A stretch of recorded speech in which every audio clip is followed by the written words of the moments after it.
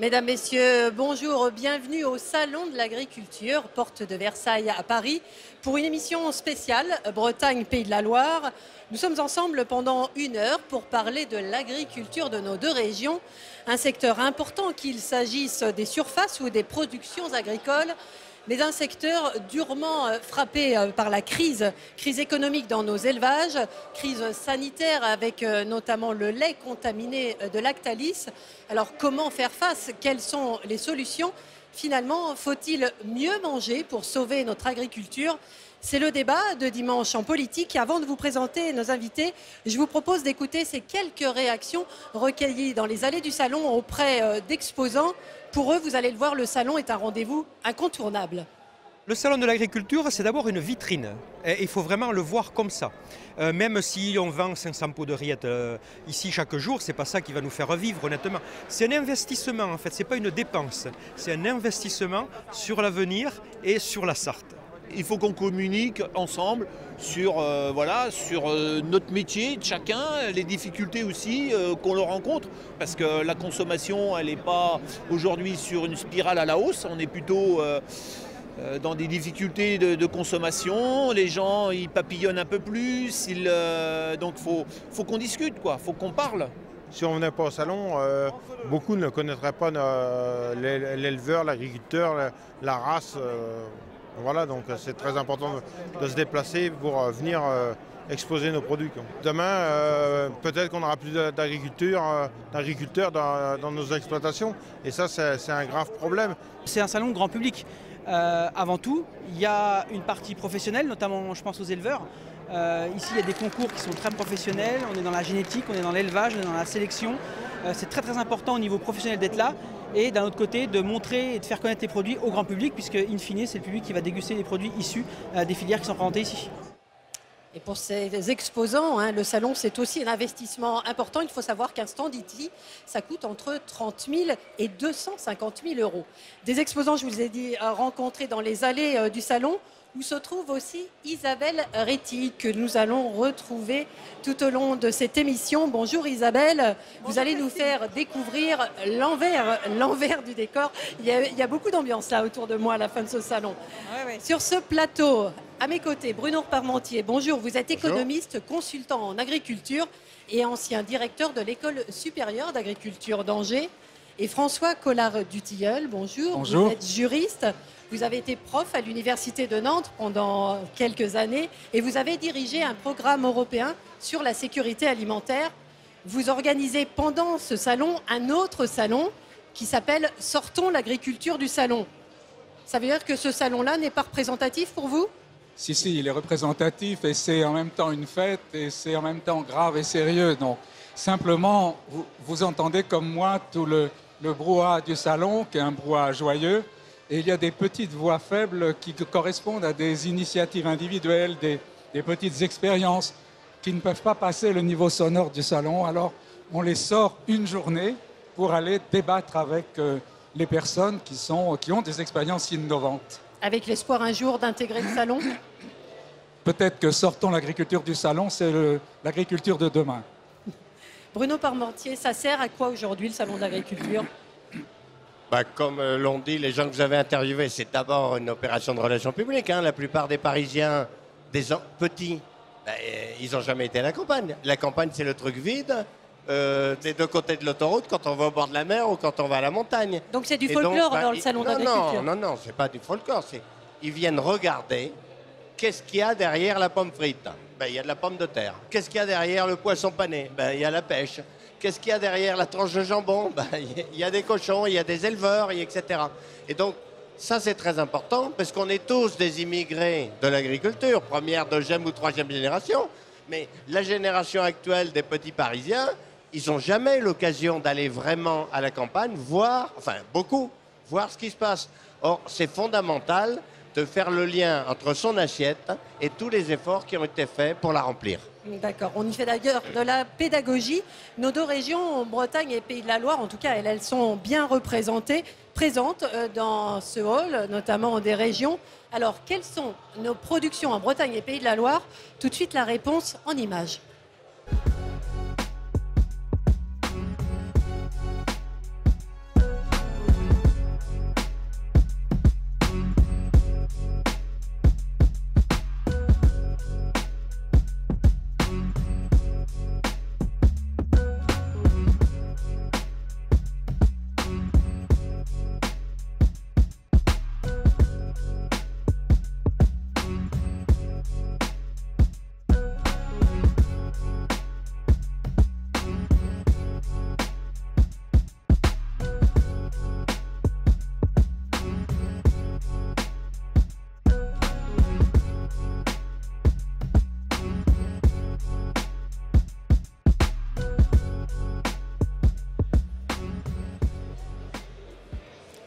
Christiane Lambert nous a rejoint sur ce plateau. Bonjour, vous êtes la présidente de la FNSEA.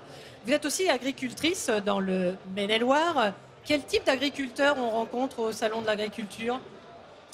Toutes sortes d'agriculteurs, des agriculteurs de toutes les régions de France qui viennent avec leurs animaux, avec leurs produits, qui viennent dans les organisations pour aller à la rencontre des citadins, échanger. C'est un lieu d'échange, de rencontre, c'est aussi un lieu d'affaires et de rendez-vous, nous en avons beaucoup. Donc c'est très vivant. Et cette année, c'est pas que du folklore, c'est aussi un lieu où on fait de l'économie et des affaires. Vous trouverez toujours des grognoux pour vous dire que c'est du folklore. En réalité, c'est très concret. Mais c'est pas inintéressant d'avoir en même temps la musique de Corse, les chants basques et tout ce qui fait aussi l'attrait des territoires et la bonne humeur dans nos territoires. On sait vivre à la campagne et ils aiment bien le partager.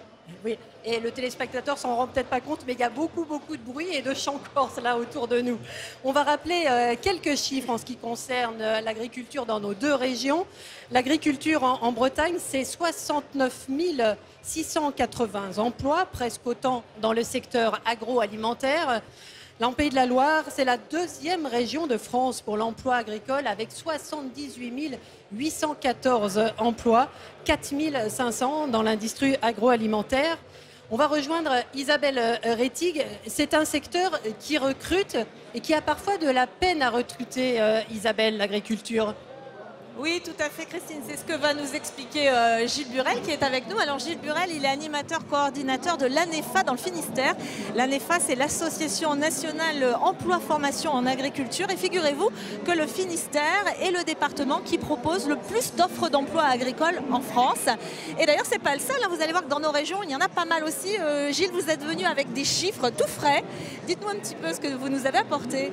Alors effectivement, j'ai apporté quelques éléments en matière chiffrée. Sur l'ouest, la Bretagne et les Pays de Loire, actuellement, c'est environ 800 offres d'emploi qui sont disponibles sur le site. En Bretagne, ça représente à peu près 500 postes. Et sur le département du Finistère, 250 offres actuellement consultables. Alors il y a une expression que vous n'aimez pas bien, vous me l'avez dit, c'est l'agriculture manque de bras. Pour autant, ce n'est pas parce qu'il y a des offres d'emploi qu'elles sont toutes pourvues.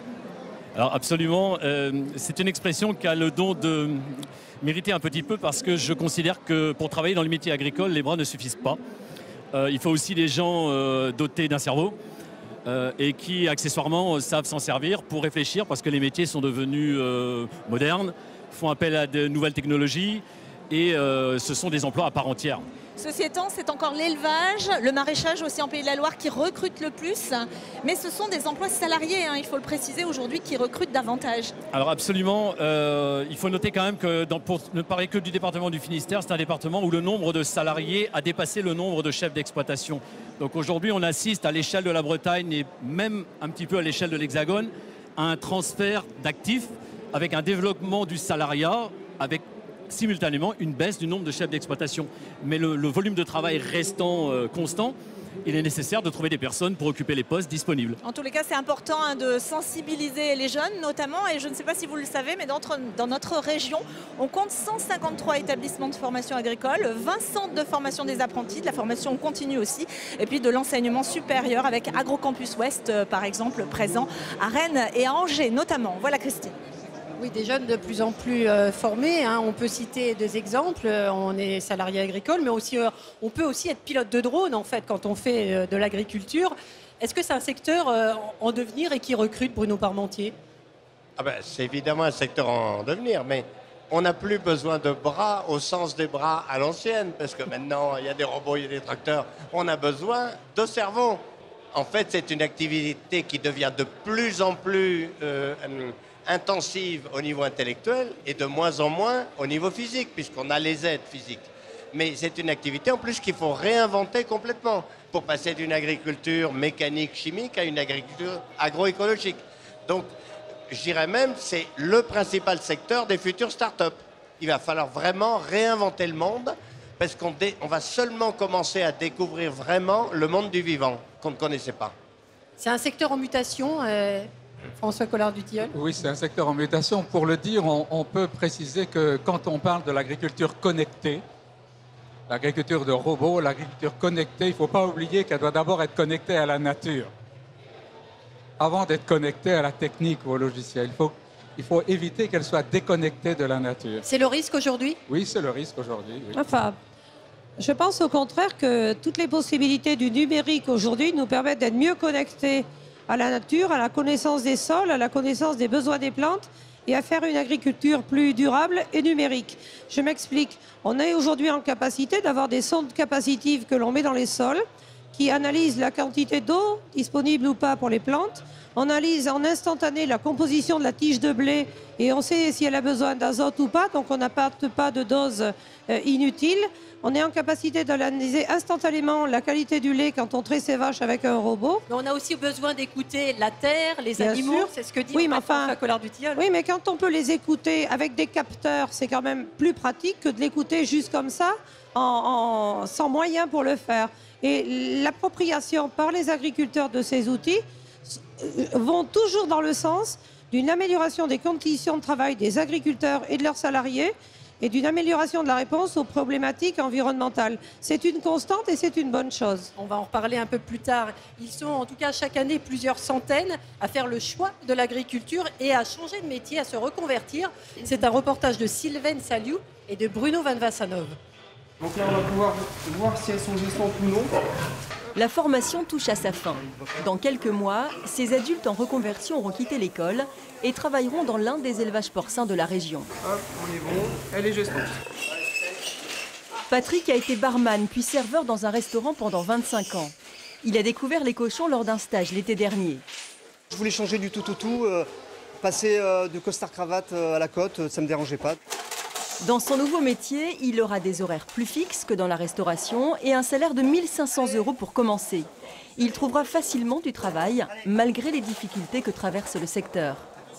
Mon but, c'est surtout le salariat. Donc, les éleveurs recherchent des salariés et c'est ça qui était le plus important.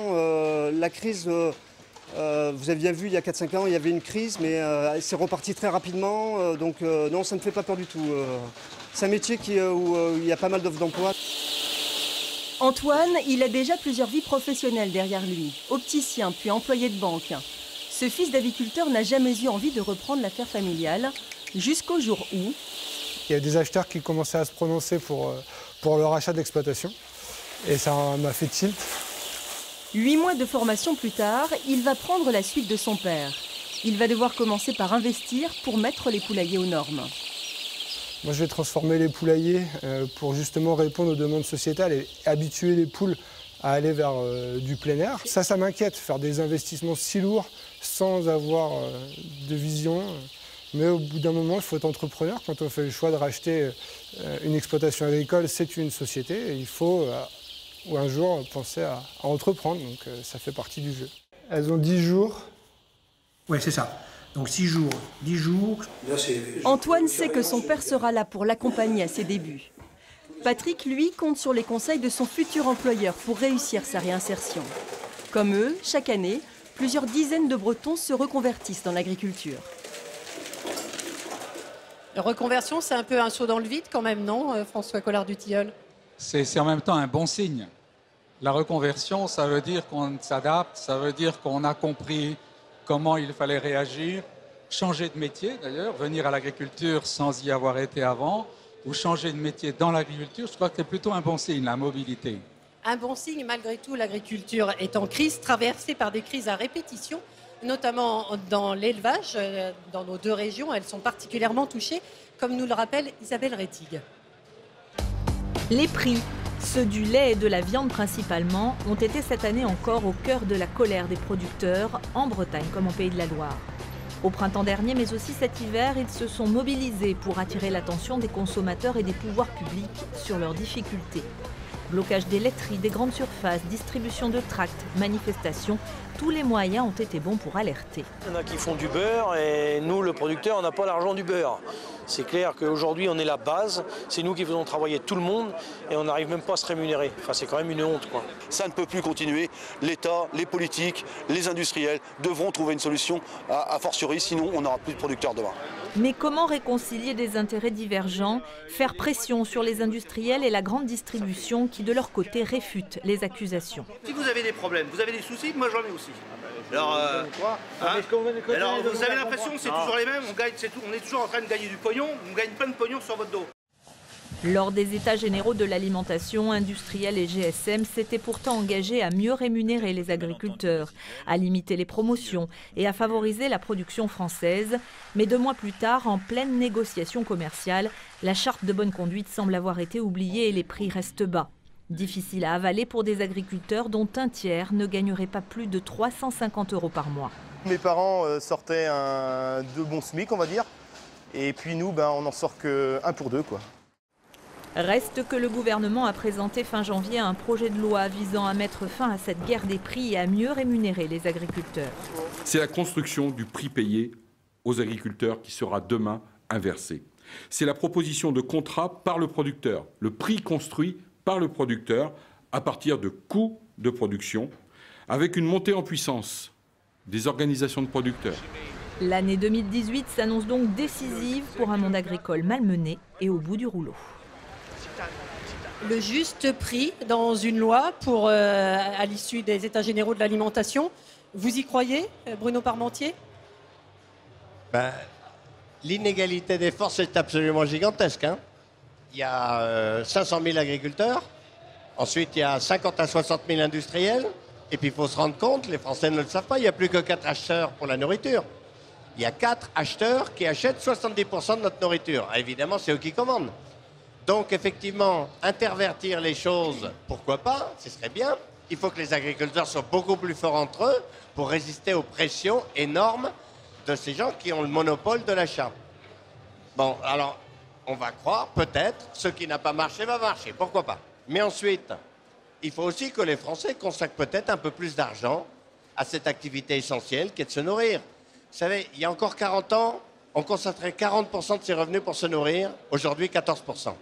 Ça peut être pire. Aux États-Unis, c'est 7%. Moi, ça ne me fait pas envie du tout. Et les dépenses de santé Ils dépensent sont 2 très fois plus importantes. de santé. Et donc, il faut aussi que les Français se disent, c'est important de manger, c'est important la santé, c'est important la convivialité. Il est temps de consacrer peut-être un peu plus d'argent et surtout un peu plus de temps à cette activité. Et puis, la troisième chose, c'est on est dans une vraie mutation, par exemple là de l'élevage. Les Français n'ont cessé de manger de plus en plus de viande pendant un siècle. Maintenant, ils commencent à en manger moins. Et donc, le secteur de l'élevage doit faire ce qu'a fait le secteur du vin. Parce que dans les années 50, on mangeait moins de viande, mais on mangeait 3 fois plus de vin, 140 litres de vin. Maintenant, 40. Il y a encore des viticulteurs.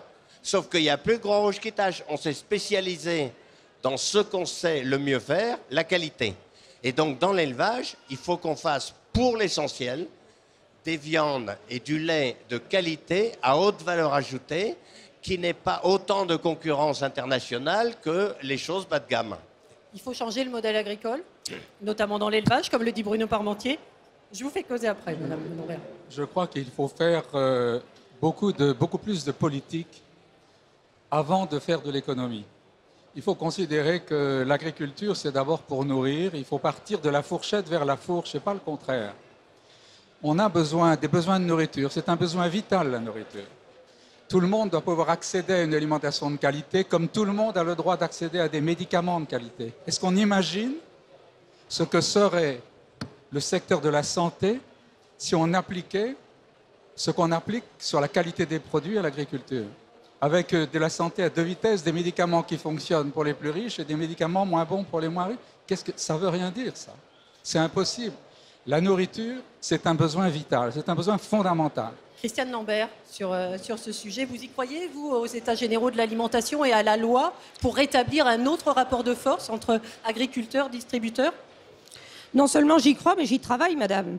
Parce que ce qui a été promis par le président de la République, c'est ce qu'ont voulu les syndicats agricoles face à la dégringolade des revenus agricoles. Ça fait des années que dans notre pays, le choix des hommes politiques, gouvernement après gouvernement, a été de sacrifier le prix de l'alimentation pour que les consommateurs aient un bon pouvoir d'achat. Ça s'est fait au détriment des producteurs. Nous sommes le seul pays d'Europe où l'inflation alimentaire est inférieure à l'inflation générale. Donc il faut que les consommateurs accordent plus d'argent à l'alimentation. Plus d'importance. Beaucoup aujourd'hui s'expriment pour dire que l'alimentation en France est bradée. Il n'y a pas d'alimentation à 2 vitesses. Tout le monde peut manger bien. Tout le monde peut manger bien parce que nous sommes le pays de la sécurité sanitaire et alimentaire. Quand on a de l'argent, on peut manger bio et on peut manger plus de qualité. Mais je termine, madame, en vous disant qu'aujourd'hui, l'alimentation française est reconnue pour sa qualité sanitaire. qu'on peut manger dans notre vie pour 13% de son budget. Ce n'est pas le cas dans les autres pays, parce que nos politiques ont fait ce choix-là. Par contre, oui, ce sont les agriculteurs qui trinquent. Eh bien, nous avons envie d'inverser les choses.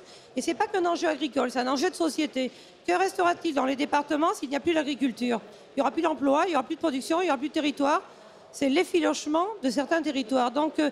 Macron l'a dit, la loi est là, il faut la voter. Mais je vois que les distributeurs qui sont à cran sont extrêmement nerveux et communiquent des chiffres totalement faux. J'ai vu M. Leclerc, dont le système est totalement pervers, puisque le moins cher du moins cher, même pour l'agriculture biologique, M. Leclerc dit qu'il faut brader encore et descendre encore les prix. Il va tuer ainsi l'essor de l'agriculture biologique qui est en train de naître. Eh bien, il faut pour cela que l'on puisse partager mieux la valeur au sein de la chaîne alimentaire et puis tenir compte des coûts de production franco-français. La main-d'œuvre est plus chère en France, le sanitaire est plus cher, le bien-être est plus cher, tout est plus cher. Et encadrer les promotions dans la grande distribution, ça c'est important? Tout à fait, ça doit être fait par ordonnance et nous le soutenons fortement. On va retrouver Isabelle Rettig en compagnie d'un éleveur laitier, lui qui a traversé la crise et qui aujourd'hui se porte mieux, Isabelle. Ah oui, tout à fait. Cet éleveur, c'est Régis Mingui. Bonjour Régis. Bonjour. Alors, on a beaucoup parlé de vous en 2016 parce que vous aviez témoigné dans l'émission Envoyé spécial et cela vous a valu de vous faire, on va dire, aller... comment dire? Votre contrat a été rompu on peut dire qu'on a été mis à la porte. Voilà, vous avez été mis à la porte par Lactalis, auquel vous livriez votre lait à l'époque avec 4 autres producteurs de lait, voilà, du Maine-et-Loire. Vous avez rejoint une laiterie du Loiret qui commercialise le lait sous la marque C'est qui le patron? Ça fait un peu plus d'1 an. Comment vous vous portez aujourd'hui? Est-ce que vous êtes content d'être parti finalement de chez Lactalis? Comme je l'ai déjà dit à plusieurs reprises, ça a été un bien pour un mal. Aujourd'hui, c'est sûr qu'on revit. On ne va pas s'en cacher. Il est certain qu'on est valorisé, on valorise notre lait complètement différemment par l'intermédiaire de C'est qui le patron et par l'intermédiaire de la laiterie LSDH qui collecte notre lait. Il y a 1 an, on valorisait notre lait à hauteur de 32 centimes le litre. Et aujourd'hui, on le valorise entre 39 et 41 centimes suivant les mois. Donc c'est un lait vraiment rémunérateur pour vous? C'est tout à fait, ouais, il est rémunérateur pour nous et c'est véritablement un lait équitable. Alors justement, des laits équitables, on en voit un petit peu partout maintenant, puisque des producteurs comme vous ont décidé de quitter les grandes coopératives pour se fédérer souvent entre eux. Il y a lait équitable et lait équitable, vous me disiez, c'est-à-dire que tout le monde n'arrive pas vraiment à vivre du lait qu'il vend. Tout à fait. Aujourd'hui, comme vous le dites très justement, toutes les enseignes le développent parce que c'est commercialement intéressant actuellement. Mais je vous dis, il y a équitable et équitable parce que lorsque le producteur reçoit 2 à 3% de son lait en valorisation appelé équitable et que de 32 centimes, il passe à 32 centimes et demi, je suis un petit peu dégoûté d'appeler ça de l'équitabilité. Pardon. Bon, en tout cas, vous êtes heureux. Puis j'imagine que l'affaire Lactalis, cette année, a bien sûr renforcé un petit peu votre position. Vous êtes encore plus content peut-être d'être parti de chez Lactalis? Très heureux d'être parti de chez Lactalis par rapport à l'aventure humaine et économique que l'on vit actuellement. Maintenant, malheureux pour les producteurs Lactalis de ce qu'ils vivent, parce que malheureusement, cette histoire sanitaire, c'est drôle pour personne, même pas pour Lactalis, j'ai envie de dire. C'est sûr que pour les producteurs et éleveurs, c'est qui le patron, nous aujourd'hui, c'est que du bonheur. Merci beaucoup, Régis. Merci. Alors on va reparler de la crise sanitaire chez Lactalis, mais Bruno Parmentier, est-ce que Régis Mingui, finalement, il a trouvé la solution? Il vend mieux son lait, en tout cas. Déjà, les consommateurs de lait peuvent entendre. Lui, la vie est complètement différente s'il vend son lait 39 centimes de litre au lieu de 32. Mais nous, on va l'acheter 1 euro, grosso modo. Donc le problème, c'est finalement, c'est 7 centimes pour qu'on ait des éleveurs qui vivent. C'est pas si cher payé pour la population. Le seul problème, c'est que si les 7 deviennent 14, puis 21, puis 70, parce que tout le monde se sert derrière, on voit bien qu'il y a à la fois le fait qu'il faut consacrer un peu d'argent pour se nourrir, et deuxièmement, dans cette jungle dans laquelle les rapports de force ne sont pas du tout suffisamment équilibrés, il y a effectivement les gros et les petits. Et donc que les petits s'organisent entre eux pour devenir aussi gros, pourquoi pas. Christiane Lambert, quand on va rappeler le revenu des agriculteurs, il y a 30% des agriculteurs qui ont des revenus inférieurs à 350 € par mois, 20% des exploitations qui sont en déficit. Est-ce que les agriculteurs ne sont pas aussi en souffrance dans ce système? Avec des revenus de ce type-là, oui, bien sûr, ils sont en souffrance. Alors, il y a aussi beaucoup de producteurs de grandes cultures, de céréales, qui ont vécu les inondations de 2016 et qui sont très, très, très nombreux aujourd'hui à être concernés. Ce qui est très intéressant dans ce qui a été montré par rapport à l'initiative C'est qui le patron, c'est qu'aujourd'hui, les consommateurs sont prêts à payer un petit peu plus cher s'ils savent que ça revient aux producteurs. Et c'est ça qui est nouveau. Aujourd'hui, les consommateurs ne sont pas tous à rechercher les prix les plus bas des prix les plus bas. Et ce n'est pas forcément les plus fortunés qui ont le souci de satisfaire les producteurs. Mais les distributeurs qui n'ont que la carte moins chère sont aujourd'hui à cran. Amazon peut faire moins cher que tous. Mais ce qu'on voit, c'est que des magasins de producteurs, des initiatives à côté se développent, des livraisons à domicile, des AMAP, des ruches qui disent oui, tout ce que l'on voit arriver, qui montre que les consommateurs ont une autre relation à l'alimentation aujourd'hui, et ça, c'est positif. Et ils voient... Même si c'est une petite partie des consommateurs. Oui, mais c'est une proportion crescendo, madame, vous la minimisez. Kantar l'a évalué, c'est 58% des consommateurs, 58, qui disent je suis prêt à payer plus cher si je suis sûr que ça revient aux producteurs. Et parmi eux, 39% disent je peux payer jusqu'à 10% plus cher. Ce que disait M. Parmentier à l'instant. Donc, de grâce, vous-même qui êtes un relais d'opinion, reconnaissez que ce chiffre 58, ce n'est pas 3-4% de fortunés, c'est 58% des Français, madame. C'est très important. Ce changement-là, il a besoin d'être connu. On est dans un changement de comportement? Oui, parce qu'on pourrait avoir l'impression que les producteurs ne gagnent pas leur vie parce que les consommateurs ne paient pas assez cher. C'est comme s'il n'y avait rien entre les deux. Exactement. Mais entre les deux, il y a un monde. Il y a le monde de l'industrie, il y a le monde de la distribution. Entre les deux, pourquoi est-ce que d'abord on pointe les consommateurs en disant qu'ils ne paient pas assez cher? Mais pourquoi ils paient ce prix-là? Les consommateurs, ils n'ont pas l'initiative des contrats, ils ne disent pas aux distributeurs on voudrait payer ci, on voudrait payer ça. Les consommateurs, ils paient le prix qu'on leur demande. Ils n'ont pas la possibilité de le discuter. Alors il faut arrêter de les stigmatiser en disant qu'ils ne paient pas assez cher. Ils paient ce qu'on leur demande. Il faut s'adresser à ceux qui fixent les prix. Madame. Mais monsieur, il y a aujourd'hui sur le marché... Ce n'est ni les producteurs, ni les consommateurs. Repartons du lait. Il y a aujourd'hui sur le marché le lait C'est qui le patron à 99 centimes, des laits régionaux à 88, des laits à 78, des laits à 58. Il y a une palette de choix. Les consommateurs ont le choix, et tant mieux. Ce qui est important, c'est de voir que le lait C'est qui le patron, le plus cher, 99 centimes, est celui qui a la courbe de croissance la plus importante. Donc ça fait mentir tous ceux qui disent les producteurs ne veulent pas payer plus cher. Ils sont nombreux à acheter ce lait-là parce que c'est un lait qui a un sens. Et les producteurs sont rémunérés au juste prix. C'est très important. On va parler d'une autre crise, la crise sanitaire, avec l'affaire Lactalis et le lait pour bébés contaminé par la salmonelle. Quelles leçons en tirer? Avant d'en parler, rappel des faits en images. Le scandale Lactalis débute en septembre dernier quand 20 bébés sont contaminés par des salmonelles. Tous ont consommé du lait premier âge fabriqué dans l'usine de Cran en Mayenne. Mais il faut attendre le 2 décembre pour que 12 lots soient retirés du marché à la demande du ministère de la Santé. Le 10 décembre, le gouvernement ordonne un deuxième retrait de 600 lots, puis un troisième 10 jours plus tard, obligeant Lactalis à sortir de son silence. La qualité de nos produits est le point numéro 1. Il nous faudra donc, pour le futur, regagner la confiance de nos clients, mais avant tout aussi pouvoir continuer à travailler en parfaite collaboration avec les services de l'État. Lactalis reprendra tous les produits de lait infantile fabriqués sur le site de Cran, quelle que soit leur date de fabrication, dans tous les lieux de commercialisation, en particulier la grande distribution et les pharmacies. Grande distribution et pharmacies vont pourtant continuer à vendre des lots interdits à la vente. Un père de famille dépose plainte contre Lactalis pour mise en danger de la vie d'autrui. Il sera suivi d'autres familles, dont une dans le Maine-et-Loire.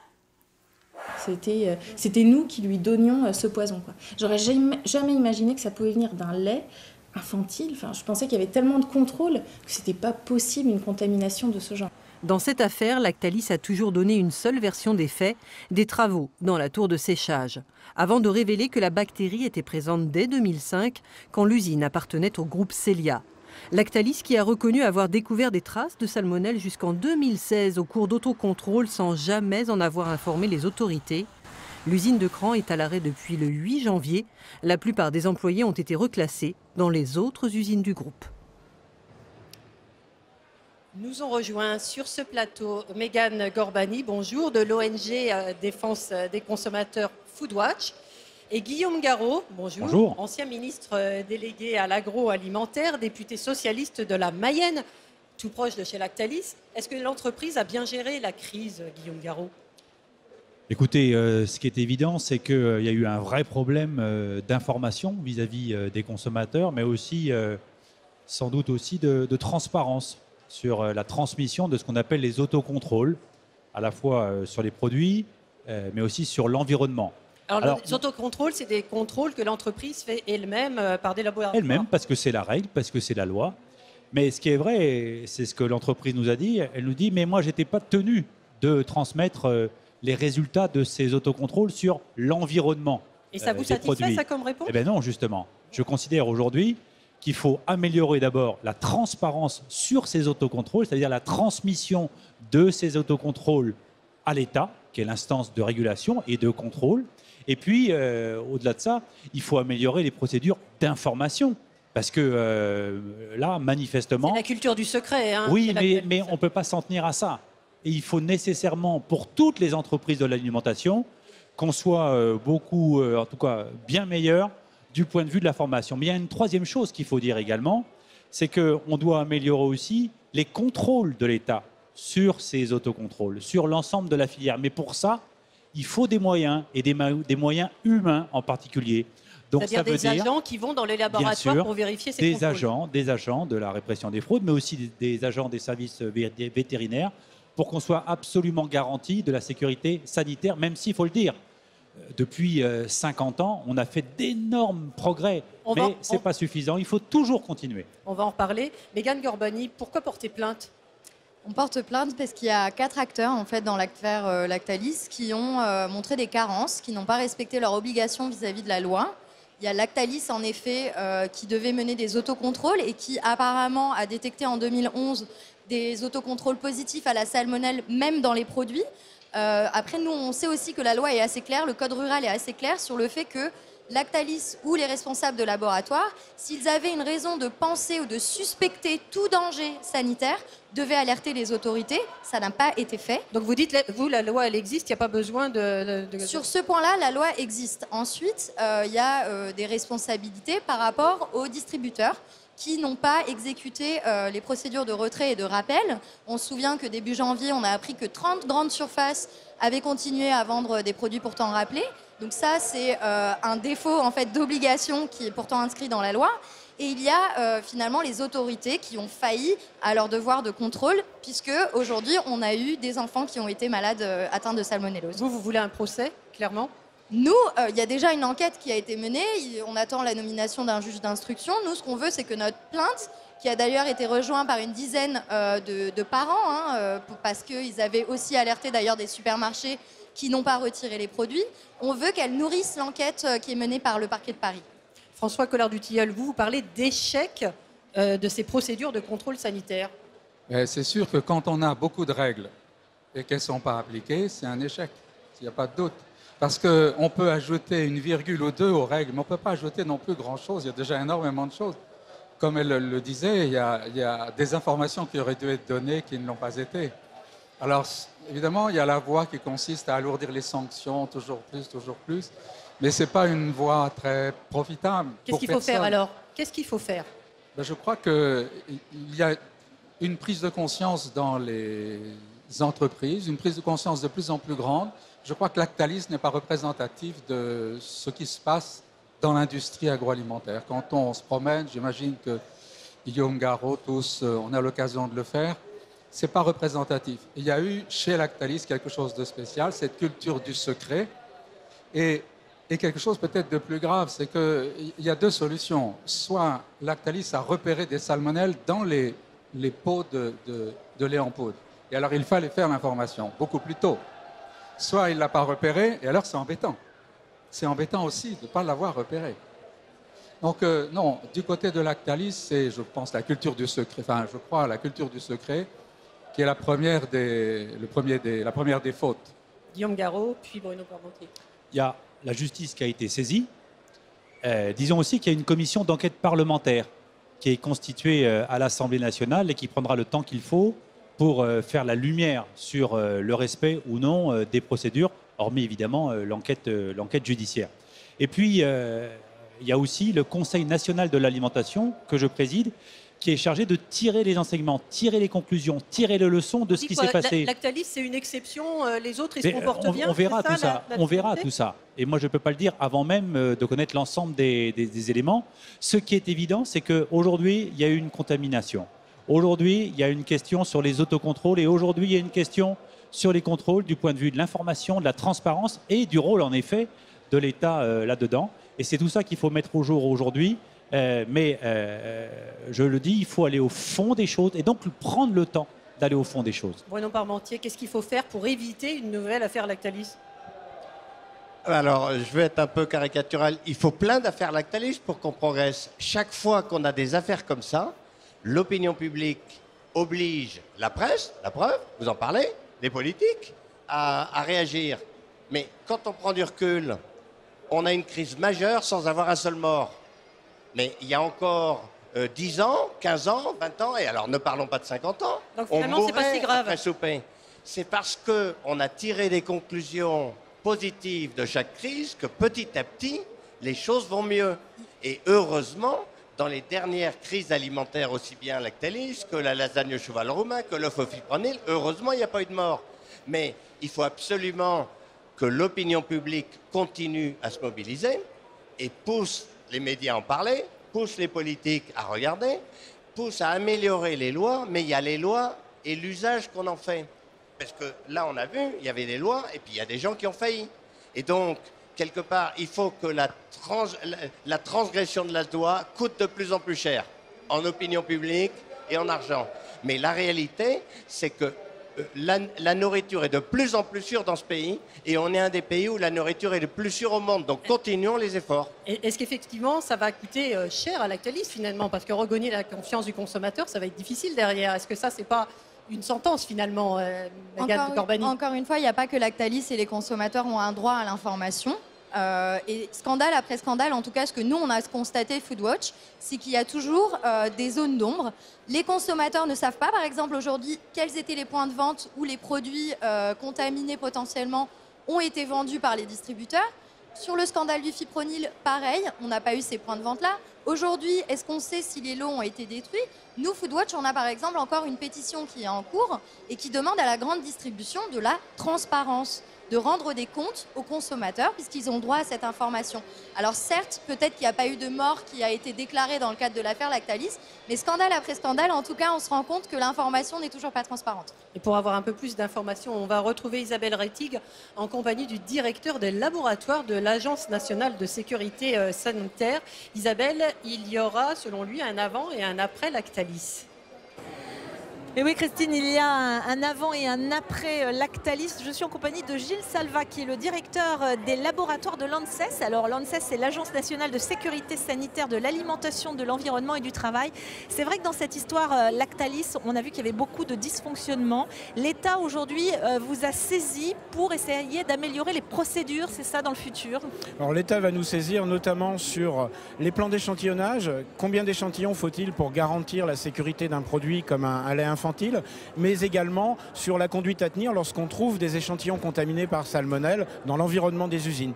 Comment cette contamination peut arriver sur le produit et qu'est-ce que doit faire l'industriel lorsqu'il trouve cette contamination de l'environnement. Les industriels étaient un peu démunis en fait jusqu'à présent. Alors oui, mais c'est à eux de conduire ces analyses de risque aussi, avec l'aide des services de l'État, mais effectivement on va appuyer un petit peu par des recommandations cette meilleure gestion en fait des salmonelles dans l'environnement des usines. Alors parmi les travaux que vous menez aussi, il y a tout ce qui touche aux crises sanitaires, la grippe aviaire en fait partie et la peste porcine africaine qui est une grosse inquiétude pour les éleveurs aujourd'hui. Ce sont deux enjeux majeurs en fait pour vous. Oui, tout à fait.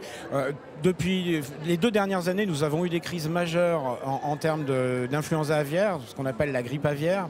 Et ces crises majeures ont coûté énormément d'argent. C'est une maladie qui est extrêmement dangereuse pour les oiseaux. Heureusement, les virus qu'on avait ne se transmettaient pas à l'homme. Et bon, cette année, la situation est beaucoup plus calme. On a quelques virus qui ont touché une dizaine d'élevages et qui sont des virus faiblement pathogènes, donc qui ont beaucoup moins de conséquences économiques, mais sur lesquels on cherche à lutter pour rester indemne d'influenza aviaire. Sur la peste porcine africaine, c'est une maladie qui est arrivée par l'Est de l'Europe, probablement la Russie et l'Ukraine il y a quelques mois, même plus d'1 an maintenant, qui a pénétré via des sangliers en Pologne et qui est redescendu sur tout un front Est, en République tchèque, en Slovaquie, en Bulgarie, et qu'on va retrouver, en fait, qui risque de progresser vers l'Ouest et sur lesquels on est particulièrement vigilant, notamment sur les conditions d'importation d'animaux, par exemple de sangliers pour la chasse, venant de ces pays-là. Donc à suivre effectivement. Un dernier mot rapidement sur une étude que vous allez mener avec l'INERIS en 2018. Il s'agit en fait d'une campagne pour évaluer l'exposition des populations aux pesticides. En quoi ça va consister? À quoi ça sert? Alors c'est une campagne qui fait suite à un rapport qu'on a rendu sur les conditions de prélèvement, et on va essayer de mesurer l'exposition des riverains des exploitations agricoles en particulier aux pesticides via l'air, via une contamination aéroportée, de façon à connaître un peu mieux les risques d'exposition du grand public aux pesticides. Voilà. On en reparlera certainement. Voilà Christine. Alors sans vouloir être alarmiste, les pesticides, selon une étude qui vient d'être faite par Génération Future, qui porte sur 11 000 échantillons sur 5 ans, 73% des fruits et 41% des légumes que nous consommons présentent des traces de pesticides. Est-ce que c'est grave, Bruno Parmentier? Alors, il faut manier les chiffres avec précaution. 73% des fruits ont des traces de pesticides, mais il n'y a que 2,5% qui sont au-dessus de la loi. Alors, il faut aussi se rendre compte que... On a le droit d'avoir une dose de pesticides, mais pas aller au-delà, c'est ça? Le zéro n'existe pas. Il existe d'autant moins que nos outils d'analyse vont s'améliorer, et donc on va détecter 10 fois moins, puis 100 fois moins, puis 1000 fois moins.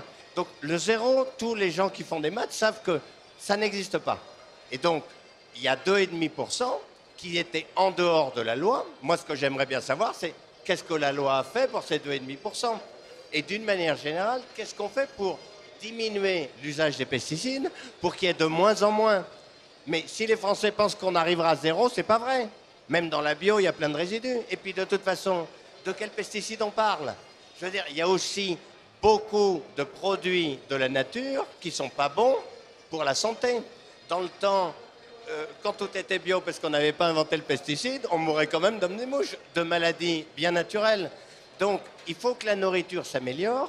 Et on est en train de commencer à passer avec le glyphosate, c'est un peu le symbole de ce changement, d'une nourriture très conditionnée par la chimie à une nourriture très conditionnée par l'agroécologie.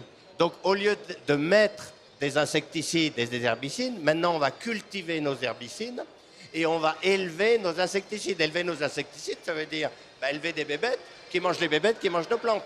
Cultiver des herbicides, ça veut dire prendre des plantes qui vont pousser plus vite que les mauvaises herbes, qui vont les étouffer, les empêcher de pousser et qui auront le beau goût de mourir quand il va geler pour se transformer en engrais. Et donc c'est tout ce changement culturel qu'il faut accompagner. Qu'on le prenne par des méthodes agronomiques ou par des méthodes de santé, ça arrive à la même chose. On a une véritable mutation de l'agriculture.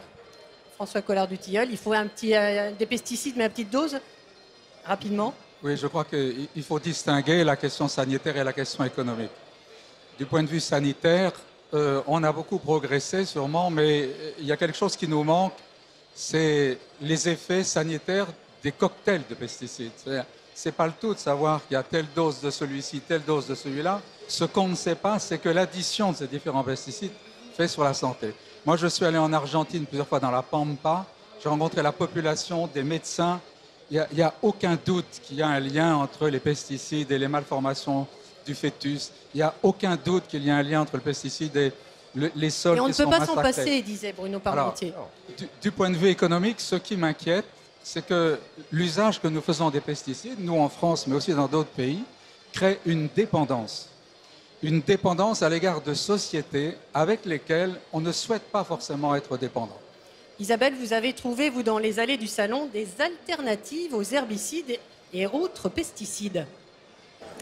Et oui Christine, les solutions, les alternatives aux pesticides, eh bien, ce sont certainement les robots. Et vous allez voir que dans l'Ouest, on ne manque pas d'imagination. Il y a par exemple celui-ci, il s'appelle Pumagri. Il a été conçu par une entreprise nantaise en collaboration avec la Chambre d'agriculture de Bretagne, l'IRSTEA installé en Auvergne et l'Université d'Angers. C'est un engin qui est bourré de capteurs et grâce à ces capteurs, eh bien, il peut désherber de manière entièrement mécanique 15 hectares de terre par jour. L'avantage, c'est qu'il travaille le jour, la nuit, les week-ends et qu'il s'adapte à tout type de culture, de l'arboriculture à la vigne en passant par les cultures maraîchères. Pour l'instant, ce n'est qu'un prototype, mais il pourrait être commercialisé dès le début de l'année 2019. Autre exemple, EcoRobotics. Là, il s'agit d'un robot désherbeur, mais solaire. Celui-ci, fruit d'une alliance entre une coopérative finistérienne et une start-up suisse. Lui peut désherber 8 hectares par jour, mais il utilise encore des produits phytosanitaires, beaucoup moins qu'à l'habitude, puisque les doses sont réduites par 20. Alors me direz-vous, ces engins vont-ils révolutionner l'agriculture de demain? C'est fort possible. Et vont-ils remplacer les hommes? Là aussi, c'est fort possible. La solution au final, eh bien, c'est peut-être tout simplement d'utiliser davantage de produits naturels. En tous les cas, c'est l'idée d'une entreprise de Loudéac dans les Côtes-d'Armor, Osmobio, qui a conçu un produit à base de plantes. Pour l'instant, les essais sont tout à fait concluants. Seule hic, elle ne dispose pas pour l'instant de l'autorisation de mise sur le marché délivrée par l'ANSES. Ce sera peut-être chose faite dans les prochains mois. Le naturel et la qualité face aux crises que traverse l'agriculture. Effectivement, des agriculteurs ont trouvé la réponse. C'est le cas notamment de l'appellation poulet de Loué, apparue dans les années 60 comme une alternative à la production industrielle. C'est un reportage de Vincent Rénal et de Dominique Lemay. Années 60, plus de 90% des volailles consommées par les Français proviennent d'élevage industriel. Mais dans la Sarthe, une poignée d'irréductibles éleveurs sont bien décidés à sauver leur savoir-faire traditionnel. Nous avons formé un syndicat de défense du poulet fermier de Loué qui a établi des normes de production. Il ne se nourrit que d'aliments exempts de farine de viande, de farine de poisson et d'antibiotiques. Les poulets sont heureux, sont contents, sont couchés, ils mangent quand ils veulent, ils sortent dehors. C'est anodin, mais c'est des poulets de qualité, quoi. 60 ans plus tard, si la volaille label rouge grandit toujours en liberté, ces 1100 producteurs, en revanche, sont pieds et mains liés à une charte sans concession. 11 animaux maxi par mètre carré à l'intérieur, des hectares de prairies mis à disposition des volatiles quotidiennement. Et pas question de traiter une maladie sans l'aval de la vétérinaire, salariée de la filière, qui assure n'utiliser les antibiotiques qu'en cas d'extrême nécessité. On peut intervenir avec des plantes, avec de l'homéopathie, avec de la phytothérapie. Il y a aussi toute une première médecine que je passe beaucoup de temps, c'est l'alimentation. Parce que pour moi, la première médecine du poulet de Loué, c'est son alimentation. Une alimentation maison. Chaque éleveur doit disposer d'au moins une trentaine d'hectares pour cultiver les céréales qui vont nourrir ses poulets dans sa propre ferme. Chaque nouvel éleveur investit dans un bâtiment dont il est propriétaire. C'est lui qui va avoir le banquet, c'est lui qui est propriétaire de ses poulets, de l'aliment quand il l'achète. Donc c'est un vrai investissement de chef d'entreprise. Loué, c'est aussi une poussinière, un abattoir, un atelier de préparation. Production annuelle, 30 millions de têtes. Quand on n'a pas la production et qu'un distributeur réclame de la production, on ne va jamais acheter de la production à l'extérieur. Donc les poulets de Loué sont produits par les éleveurs de Loué, dans la zone géographique de Loué. S'il n'y en a pas assez ou s'il n'y a pas assez d'œufs, on n'ira pas chercher de la production à l'extérieur. C'est le seul moyen d'être sûr de ce qu'on fait. Autrement, on finit par sous-traiter des choses et on ne sait plus ce qu'on fait. C'est gratifiant parce que les gens, d'une part, nous reconnaissent quand on dit qu'on est éleveur de Loué. Personne ne nous dit qu'on fait du poulet industriel. C'est que du positif, il n'y a pas de négatif. Chaque année, 80 nouveaux jeunes éleveurs rejoignent la coopérative agricole et son organisation centralisée, ses milliers de contrôles indépendants. Car c'est peut-être dans ce contrat de confiance avec le consommateur que réside la force du poulet de Loué, en croissance permanente, malgré les différentes crises agricoles. Les labels sont peut-être une solution, le bio aussi. Quelques chiffres de développement de l'agriculture bio dans nos deux régions. 100 000 hectares en Bretagne, 150 000 en Pays de la Loire, qui est la 4e région française.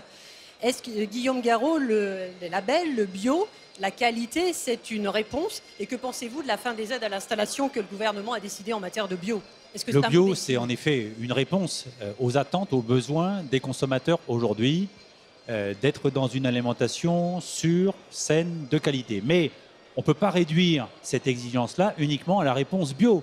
Moi, ce pourquoi je me bats, ça s'appelle la justice alimentaire. Je veux que l'ensemble de l'alimentation puisse être garanti pour d'abord son goût, sa qualité de façon générale, donc aussi sa sécurité sanitaire. Il ne faut pas limiter ça uniquement au bio. Donc, et quels que soient les moyens financiers des consommateurs. Mais bien évidemment, il ne peut pas y avoir une nourriture pour les riches, ceux qui auraient le moyen de s'acheter le bio, et puis une nourriture pour tous les autres. Ça, moi, je m'y refuse complètement. Ça veut dire quoi? Ça veut dire que dans le projet de loi agriculture, alimentation, qui est présenté très prochainement à l'Assemblée nationale, eh bien, on doit sacrément l'enrichir, ce projet de loi, pour fixer des objectifs en termes de qualité alimentaire pour notre pays. Et ça, c'est vraiment le rôle de la puissance publique, de dire ce que nous voulons dans notre assiette. Et ensuite, on fait confiance aux acteurs économiques en mettant un peu de contrôle quand même. Alors la en fin des posant aides du bio, exigences. vous en pensez quoi? Ça va à l'encontre de ce que vous dites. Mais là. bien évidemment, et je la déplore, la fin des aides du bio, bien évidemment, parce que je considère que c'est un mauvais signal qu'on envoie. On ne peut pas dire qu'on veut améliorer la qualité générale de notre alimentation en France et pas se donner les moyens de soutenir ceux qui y travaillent à leur niveau et avec leurs investissements, même si une fois encore, ça ne peut pas se réduire au bio. Renaud Parmentier, le bio, on peut le développer à grande échelle? Oui, il sera toujours minoritaire. Hein. C'est beaucoup plus compliqué de faire du bio. Donc les gens qui sont fanats, qui veulent sauver la planète, ils sont très contents de travailler plus pour gagner pas forcément. Mais ce ne sera jamais 90%. Mais c'est très important de savoir, il y en a qui vont jusqu'au bout, c'est-à-dire jamais de pesticides, etc. Ça prouve que tous les autres peuvent faire avec beaucoup moins. Alors maintenant, le système économique de la bio, quand la bio fait 2%, c'est forcément pas le même que quand la bio fera 15%.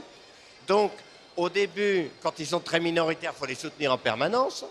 Maintenant, il faut continuer à soutenir pendant la période où on devient bio, parce que là, on est plus faible, parce qu'on ne peut pas encore vendre au prix du bio, mais on n'a pas la rentabilité. Mais en revanche, tenez par exemple, Carrefour dit, je suis le premier vendeur de bio, je fais 1,5 milliard, je veux faire 5 milliards.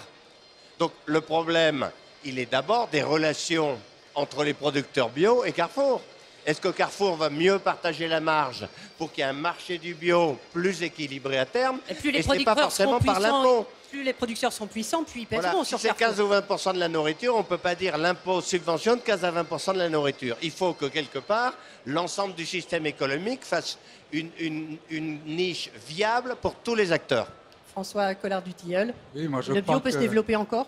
Oui, non seulement il peut se développer, mais Guillaume Garot sait bien que le poids des pertes et du gaspillage alimentaire, c'est énorme par rapport à, par exemple, la commune de Montsartou, qui a une cantine 100% bio. Elle applique des tarifs qui sont moins élevés que les tarifs des cantines voisines qui ne sont pas 100% bio. Mais ils ont réduit de 80% le gaspillage. Et ils sont passés en dessous. Il n'y a pas que le gaspillage, il y a les pertes aussi. Mais je sais que vous connaissez bien ce sujet, vous êtes à l'origine de la loi et il y a d'autres mesures dans le projet de loi. Je crois Donc ça qu'il faut passe par faire- l'éducation et par les cantines, c'est ce que vous dites? Oui, mais pour ce n'est pas changer le simplement modèle. l'éducation. Les pertes, c'est dès le champ.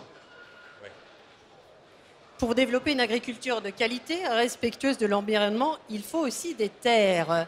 Isabelle Redic nous a rejoints dans les allées sinueuses qui vous ont emmené jusqu'ici, Isabelle. Et en fait, c'est là que le bas blesse. Et oui, un chiffre parlant hein, pour commencer. Chaque seconde, 26 mètres carrés de terres agricoles disparaissent en France. Cela équivaut à un stade de football toutes les 5 minutes et à un département tous les 7 ans. Autant vous dire qu'à ce rythme-là, eh bien, les terres agricoles, qui sont encore majoritaires hein, dans notre pays, puisqu'elles couvrent 20 millions d'hectares, 51% de la surface de l'Hexagone, eh bien, elles ne vont pas le rester très longtemps. Alors en cause, bien sûr, l'urbanisation galopante, les infrastructures routières ou ferroviaires, par exemple, la LGV chez nous, les projets de parcs de loisirs, la vente des terres aussi lorsqu'un agriculteur fait faillite ou qu'il part à la retraite sans trouver de repreneur. Un exemple, en Bretagne, en 2016, 1612 hectares de terres agricoles ont ainsi disparu. Alors, conséquence de cette raréfaction des terres, leur prix augmente. Il n'a même été jamais aussi élevé. En France, en moyenne, le prix de l'hectare est de 6 030 €. Il est de 5 780 € en Bretagne et de 3 710 € dans les Pays de la Loire, avec des disparités entre départements. C'est dans les Côtes-d'Armor et en Mayenne que les prix sont les plus élevés, même si on note aussi des pointes hein, dans les régions légumières du Nord-Bretagne, par exemple, et du pays de Fougères, et dans le pays de Sèvres-et-Maine. c'est vrai que le prix de l'hectare dans les régions viticoles est toujours plus élevé, même si la région Val-de-Loire-Centre offre des parcelles moins coûteuses que la Bourgogne ou la Champagne, par exemple. Alors pour tenter d'aider les agriculteurs qui veulent acheter des terres pour s'installer ou s'agrandir, eh bien vous savez que c'est la SAFER qui est compétente, mais aujourd'hui la législation est poreuse et le droit de préemption dont dispose la SAFER peut être détourné. C'est ce qui permet à des promoteurs immobiliers ou à des investisseurs étrangers, chinois notamment, d'acquérir de vastes surfaces de foncier. Le gouvernement a donc décidé de lancer une réflexion sur le sujet, une mission parlementaire qui a été mise en place le 8 février, à elle de proposer des solutions. Il faut sauver les terres agricoles, Bruno Parmentier, rapidement. Mais attendez, évidemment qu'on va avoir besoin de développer l'agriculture dans le monde. Et puis, j'en rajoute une couche, 40% de nos agriculteurs vont prendre leur retraite dans les 10 ans qui viennent. Donc, quelque part, 40% des terres françaises vont être mises sur le marché. Alors, est-ce qu'on s'organise pour que ce soit des Français qui rachètent ces terres, ou est-ce qu'on devient comme un pays sous-développé comme en Afrique, où massivement les Chinois, les Indiens, enfin tous les riches du monde achètent des terres parce qu'eux, ils sont très conscients 30 secondes, qu'on va Guillaume manquer de céréales dans le monde, donc on va manquer de terres pour les produire. 30 secondes, Guillaume Garot, avant la fin de cette émission. Comment on s'organise pour sauver les terres? Il y a une disposition qu'il faut absolument prendre sur la maîtrise du foncier. Parce qu'aujourd'hui, on ne peut pas laisser des capitaux étrangers s'accaparer des terres, y compris évidemment dans notre pays. Ça veut dire qu'il faut garder une forme de souveraineté sur nos terres et ça signifie qu'il faut le faire avec les agriculteurs, peut-être sans doute renforcer le rôle des SAFER, mais faire en sorte toujours qu'on ait une indispensable transparence sur ces procédures-là. La transparence des procédures, en tout cas, ça aurait été le mot de cette émission. Mais toujours. Merci beaucoup d'avoir nourri, d'avoir enrichi ce débat pendant 1 heure. Merci Isabelle de nous avoir emmenés dans les couloirs de ce salon qui ferme ses portes ce dimanche soir. Succès populaire, une nouvelle fois avec un record d'affluence, plus de 650 000 visiteurs. Il vous reste quelques heures pour venir porte de Versailles. Tout de suite, vous retrouvez vos journaux régionaux. Stéphanie Labrousse en Bretagne et Eleonore Duplay en Pays de la Loire. Très très bon dimanche à vous tous.